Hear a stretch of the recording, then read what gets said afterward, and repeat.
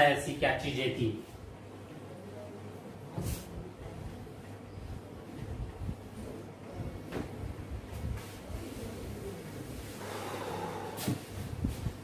चलिए, कहा है खाफी खां।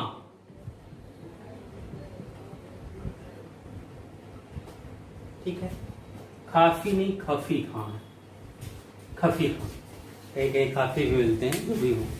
खफी खां के अनुसार औरंगजेब ने 80 प्रकार के करों को हटा दिया था। ठीक है, पहला 80 प्रकार के अश्वाब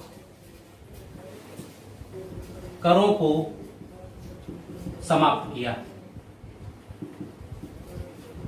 पहला चीज। दूसरा, इन 80 प्रकार के करों में, सॉरी दूसरा मत कीजिए, इसी में राहदारी प्लस पांडारी, ये कर भी थे, यानी चुंगी कर और पर्यटन कर। ठीक है, इसमें थे मेला कर, तीर्थ यात्रा कर,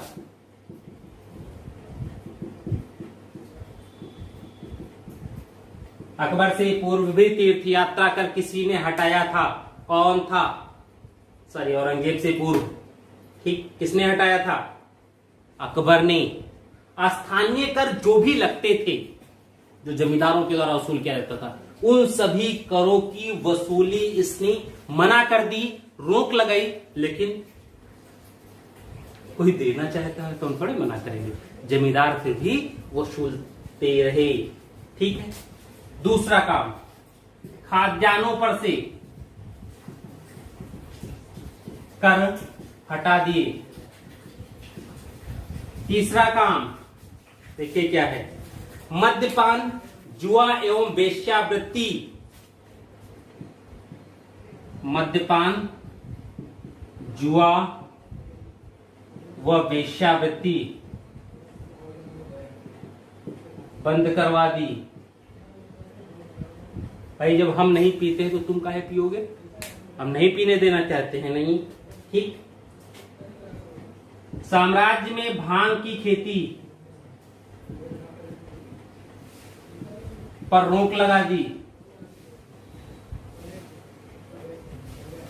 साम्राज्य में भांग की खेती बंद करवा दी। 1666 में तंबाकू पर लगने वाले चुंगियों को समाप्त कर दिया। चुंगी को समाप्त किया। तंबाकू पर कर रहे हैं। ठीक है, कम उम्र के बच्चों के बंध्याकरण,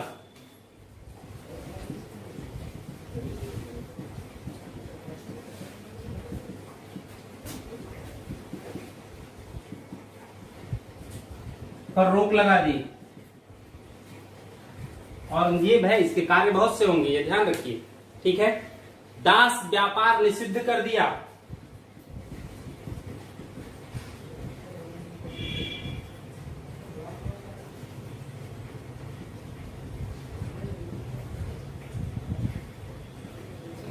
दास व्यापार निषिद्ध कर दिया। ठीक है, देखिए फारसी त्योहार नौरोज दिख रहा है,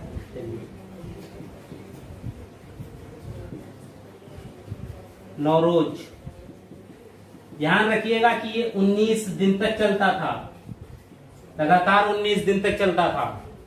इसे बंद करवा दिया, यानी नौरोज भी क्या हो गया? बंद। अब मुगल दरबार में फारसी त्योहार नौरोज नहीं मनाया जाएगा। नेक्स्ट आते हैं,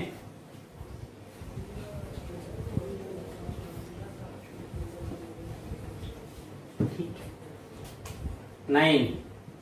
देखिए सिक्कों पर, यानी जो मुद्राएं होती थी उस पर जो कलमा लिखवाया जाता था, कुरान की आयतें। ठीक है, सिक्कों पर कलमा लिखने पर रोक लगा दी। अब अगर सिक्कों पर कुछ कलमा नहीं लिखा जाएगा तब क्या लिखा जाएगा? कहते इस पर उसने कविताएं किसकी रोक लगा दी। इसके बदले उसने सिक्कों पर शाहबादी, ठीक, मीर अब्दुल शाहबाई, मीर अब्दुल शाहबाई की कविताएं लिखवाई। अब्दुल शाहबाई की कविताएं लिखवाई इन्होंने, ठीक है। फारसी कवि हाफिज की कविताओं पर, कवि हाफिज की कविताओं पर प्रतिबंध लगा दिया। लॉर्ड लिटन हो गया था, वरना किलर प्रेस एक्ट दूसरे की बात नहीं होगी, सिर्फ हम ही जो चाहेंगे वही बात होगी, ठीक है। देखिए और दूसरा क्या किया। होता नहीं है, लोग फैशन में क्या करते हैं, दाढ़ी यहां तक बढ़ा लेंगे, है ना, इतना बड़ा ऊपर तक, खाली दाढ़ी दाढ़ी रहता है पूरे शरीर में। इसने क्या कहा, ज्यादा बड़ी दाढ़ी नहीं हो सकती थी, दाढ़ी की लंबाई मात्र 4 अंगुल ही हो सकती थी। यानी ज्यादा लंबी दाढ़ी रखने पर रोक लगा दिया इसने कहा 4 अंगुल से ज्यादा दाढ़ी दंड के लिए हो सकता है, ठीक है। मुहत्सिब,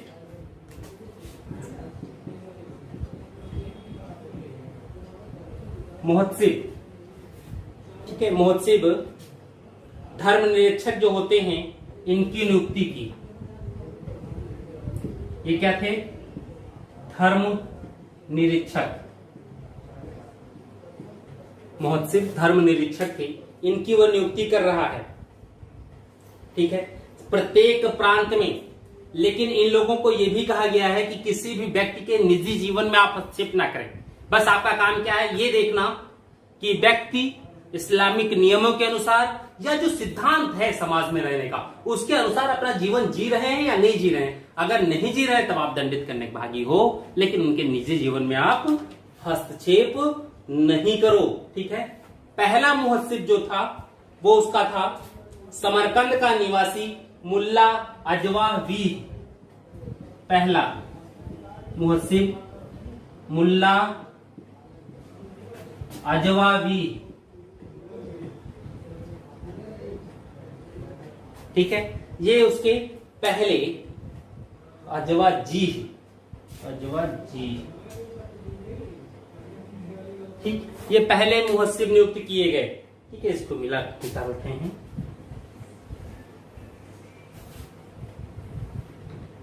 नेक्स्ट, सरकारी नियम कायदों की पुस्तक। सरकारी नियम कायदों कानूनों को जवाबित आलमगीरी में संकलित करवाया।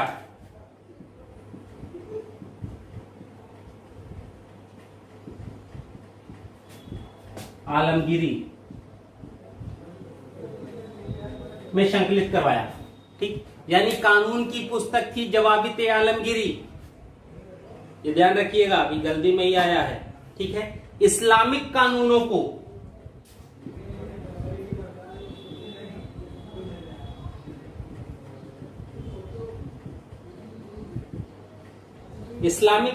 को फतवा ए आलमगीरी,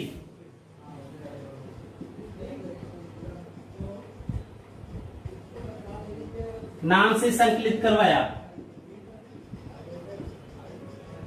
ठीक है।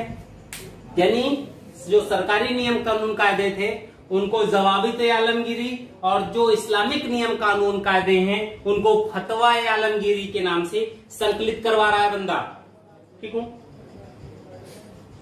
कहते हैं ये जो फतवा आलमगीरी था ये शेख निजाम की अध्यक्षता में 6 व्यक्तियों द्वारा संकलित किया गया, ठीक है।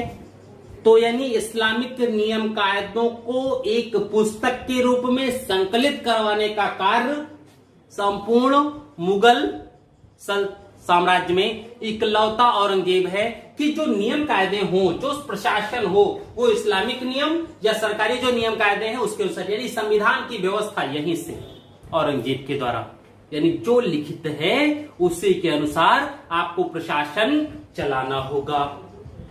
ये चीज औरंगजेब के समय हुई। ठीक है, आगे बढ़ते हैं।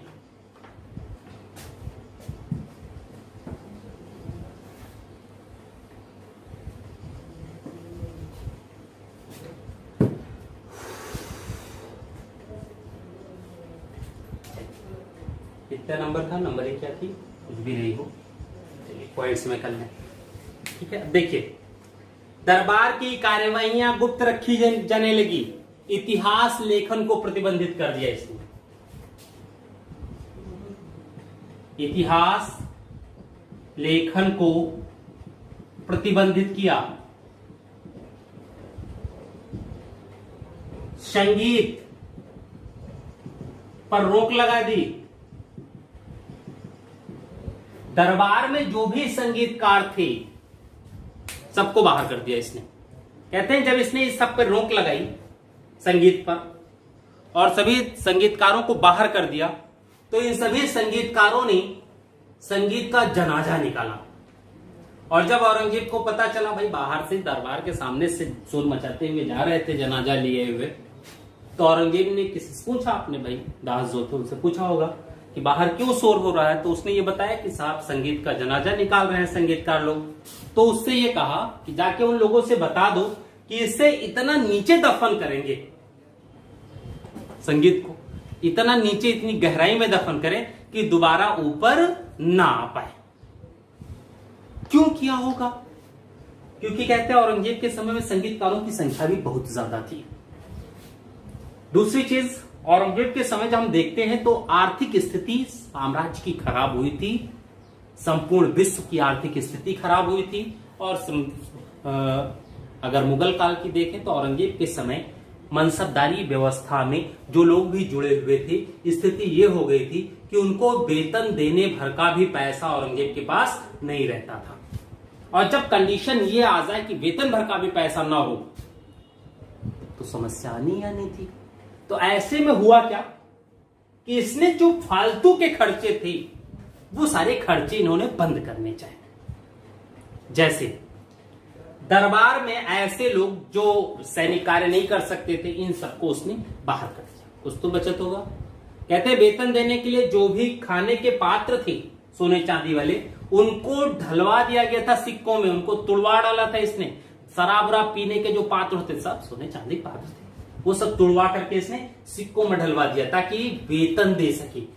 तो ये भी हो सकता है कि संगीतकारों को निकालने का उद्देश्य इसका कि वेतन देना भी रहा हो। ठीक है। दूसरी चीज, इसने अपने शासन का वर्ष चंद्रवर्ष से किया था, अरबी चंद्रवर्ष।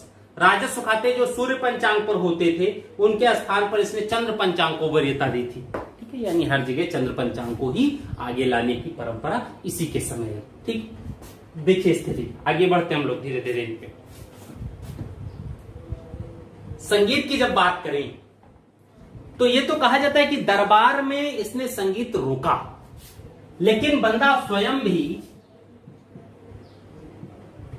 भी बहुत अच्छा वीणा वादक था, बहुत अच्छा बजाता था।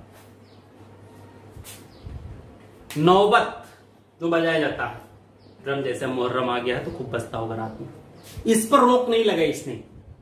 महिलाओं के संगीत की शिक्षा पर रोक नहीं लगाई। यहां तक कि उल्लेख मिलता है कि महिलाएं शहजादियां जो थी वो संगीत की शिक्षा ग्रहण कर लेती थी और उनको बकायदा संगीत की शिक्षा देने के लिए इसने संगीतकारों की नियुक्ति स्वयं की है, सिर्फ दरबारी संगीत। जबकि वहां सब कर रहा है, महिलाएं संगीत, कहते रात रात भर संगीत के कार्यक्रम हरम में होते रहते थे। औरंगजेब भी उसमें बैठता था, बीड़ा बजाता था, कुछ भी करता रहा होगा, देखते ही रहा होगा। ठीक है, तो वो चीजें रही यहां पर, तो जो भी बात रही हो सब चीजें ठीक थी। ठीक है, आगे बढ़े हम लोग से। अब धार्मिक नीति देखा जाए औरंगजेब की।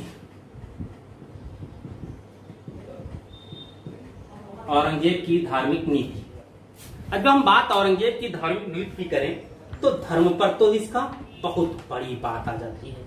ठीक है, अब देखिए, अकबर द्वारा प्रारंभ झरोखा दर्शन था ऐसा 1669 ईस्वी में पहली चीज, 1669 में झरोखा दर्शन बंद करवा दिया। झरोखा दर्शन क्या होता था कि सुल्तान किसी झरोखे के पास जैसे सो के उठते थे सुबह, तो प्रातः काल ही सुल्तान, पहले सुल्तान फिर जहांगीर के समय तो सुल्तानी भी आ गई थी और जहां भी बैठने लगी थी, शाहजहां के समय कुछ समय मुमताज भी कभी कभी बैठ जाया करती थी, तो वो चीजें होती थी, वो लोग वहां बैठ जाते थे। जो भी आसपास इनके आदमी सैनिक ये सब होते थे, वो सब भी सुबह सुबह आग मेल मलते हुए पहुंच जाते थे कि देख लें, क्योंकि एक परंपरा है हम लोगों में, यदि किसी हम अच्छे व्यक्ति का दर्शन कर ले, सो के उठे और उसी चेहरा देख ले तो दिन बहुत अच्छा गुजरता है। ये तो है, इसलिए कहते सो उठे कोनो काने पोते दुले लंगड़े की देख लिए चेहरा तो खराब हो गया। एक परंपरा है, एक मानसिकता है लोगों की, तो उस समय भी ये मानसिकता थी। तो लोगों की ये था कि अगर हम सुल्तान का ही चेहरा देख ले, सो उठे और सीधा नरेंद्र मोदी दिख जाए तो शायद दिन बड़ा अच्छा गुजर जाएगा। तो लोग क्या करता था, आग से उठते थे, आग मेजते हुए वही पहुंच जाते थे आराम से, और फिर वही सीधे देखते थे कि सुल्तान दिख रहा है कि नहीं। अगर सुल्तान दिखे तो समझो दिन उनका अच्छा जाएगा, सुल्तान नहीं दिखे तो दिन अच्छा नहीं जाएगा। तो ये अकबर ने परंपरा प्रारंभ की। औरंगजेब ने कहा ये सब कुछ नहीं होगा, ये सब देखने से थोड़े दिन, सुबह सुबह अच्छी नमाज पढ़ लो, खुदा को याद कर लो, दिन स्वतः ही अच्छा हो जाएगा। ठीक है, तो ये सब बात आई। दूसरा, तुलादान 1670 में तुलादान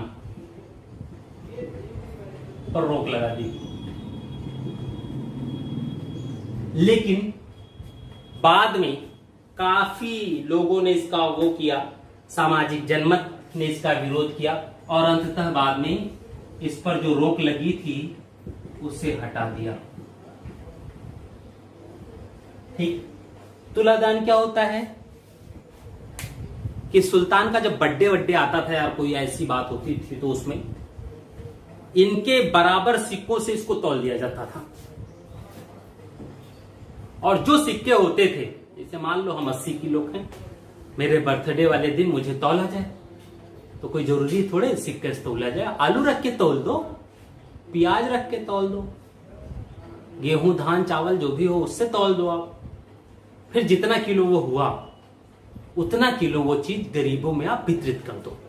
तो उसमें भाई सुल्तान है तो सिक्कों से तौला जाता था। सिक्के क्या होते थे कि बाहर जो प्रजा इनकी इकट्ठा हुई होती थी उसी में बांट दिए जाते थे।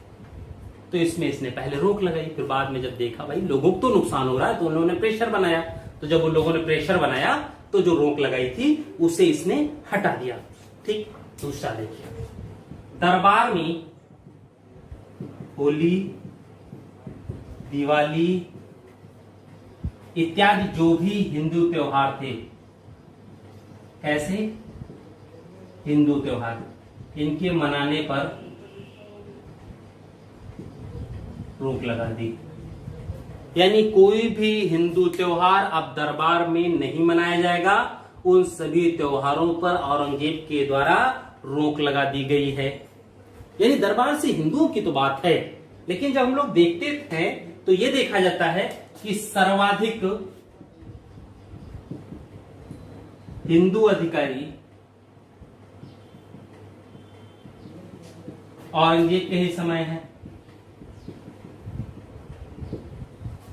सर्वाधिक हिंदू अधिकारी औरंगजेब के समय है और इनकी संख्या क्या है 35%। 28 से ऊपर इसके पहले नहीं थे। शाहजहां के समय 28% आते हैं, 28 नहीं 25%। ठीक है, और अकबर के समय तो 21% थे, तो सबसे ज्यादा हैं। लेकिन जब इनमें आप परसेंटेज देखिए तो उसमें परसेंटेज किसका ज्यादा दिखता है, मराठों का, और किसी का नहीं। मराठों की संख्या यहाँ ज्यादा है, अन्य की संख्या यहाँ कम है। तो जब मराठों की संख्या ज्यादा है तो काम तो मराठी करेंगे, और मराठवाड़ा या दक्षिण के ही अमीरों को ज्यादा आपने भर्ती किया, क्योंकि सबसे ज्यादा समस्या आपको वही थी, इसलिए आपने उन लोगों को भर्ती किया, क्योंकि वहां पर लोग ज्यादा थे। ठीक है, यहां तक कि औरंगजेब ने किरोड़ी ये अकबर के समय शुरू किया गया था पद, इसकी नियुक्ति हुई थी। इस पद को यानी इस पद पर जो बैठने वाला व्यक्ति होगा उसे मुसलमानों के लिए आरक्षित कर दिया। ये करोड़ी क्या होते थे? एक भूभाग के अधिकारी। इनका काम क्या था? उस पूरे भूभाग से राजस्व का एकत्रीकरण। राजस्व कितना होगा उस क्षेत्र का? सामान्यतः जो अनुमान किया जाता था 1 करोड़। क्योंकि 1 करोड़ के ये अधिकारी हैं, 1 करोड़ राजस्व युक्त भूमि जहां से 1 करोड़ राजस्व की प्राप्ति हो सकती है उसके अधिकारी हैं, इसलिए इनका नाम करोड़ी कहा गया। ठीक, करोड़ी या किरोड़ी जो भी आप कहना चाहें वो मिला। ठीक है, दूसरा औरंगजेब की जब हम लोग बात करते हैं, ठीक है, तो इसने अपने प्रशासन में जो हिंदू अधिकारी इत्यादि थे, बीच में विरोध भी हुआ कि लोगों को निकालो, इनको काहे रखे हो, तो उसने बकायदा हिंदू अधिकारियों को निकालने से मना कर दिया था और कहा था दुनियावी मामलों में धर्म का क्या लेना देना। लेकिन जब हम औरंगजेब की स्थिति देखते हैं तो ये देखते हैं कि उसने दुनियावी मामलों में धर्म का लेना देना रखा। उसके पीछे रीजन भी बहुत से हैं। रीजन उसके पीछे यह आ सकता है कि जब हम औरंगजेब के क्रियाकलाप ये देखें तो उसमें यह बात आती है कि औरंगजेब को सत्ता पर बैठाने में सामान्यतः योगदान भी इस्लामिक कट्टर लोगों का था। तो अगर इसका योगदान इस्लामिक कट्टर लोगों का है तो औरंगजेब को शासन भी उनके अकॉर्डिंग कुछ न कुछ तो चलाना पड़ेगा। तो उसने उसी हिसाब से शासन भी चलाया।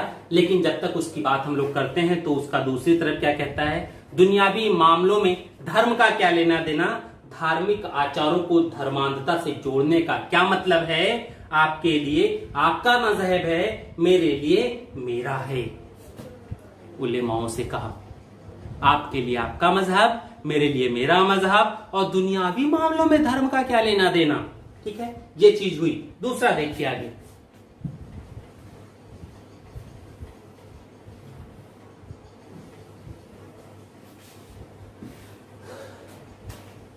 अन्य नियम क्या हुआ? राजपूत और मराठों को छोड़कर अन्य हिंदुओं की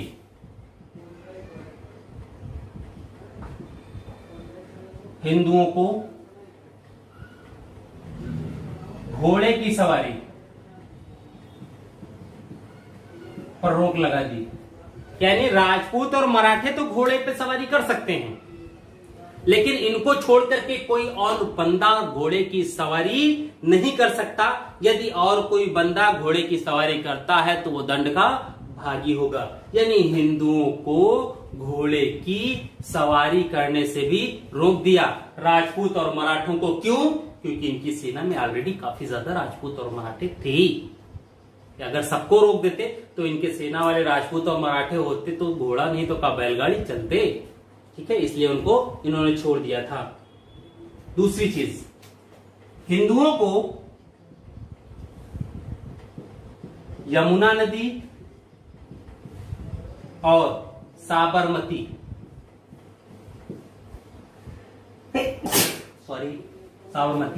नदी के किनारे शव जलाने से रोक दिया।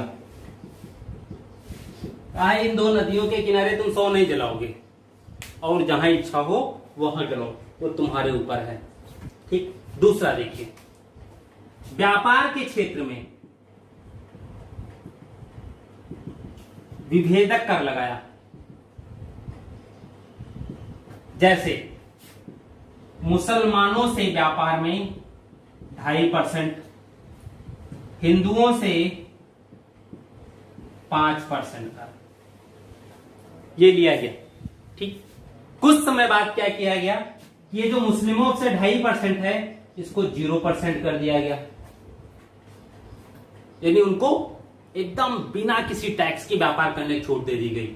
हिंदुओं पर 5% लिया जा रहा है, यानी अब यहां पर मुस्लिमों के मूल्य, वस्तु के मूल्य, हिंदुओं के वस्तु के मूल्य में 5% समानता अंतर आ जाएगा। यानी मुस्लिमों को व्यापार के क्षेत्र में आगे बढ़ाने की बात हो रही है और हिंदुओं को व्यापार के क्षेत्र में डाउन करने की बात आ रही है। लेकिन हुआ क्या, इसका मुस्लिमों ने फायदा कैसे उठाया? मुस्लिमों ने अपना जो अधिकार था, यानी हिंदुओं की जो वस्तुएं होती थी उसको अपना बता करके बेचने लगे और 2.5% का कमीशन हो जाता था। ये बात आई। जब औरंगजेब को ये बात पता चली तो उसने क्या किया, पुनः ये 2.5% जो टैक्स था वो आरोपित कर दिया। यानी अब फिर 2.5% लाभ कहां दे पाएगा ये? तो व्यापार में मुस्लिमों को आगे बढ़ाने का काम किया। ठीक है, अब देखिए क्या किया इसने। गुरुवार की रात में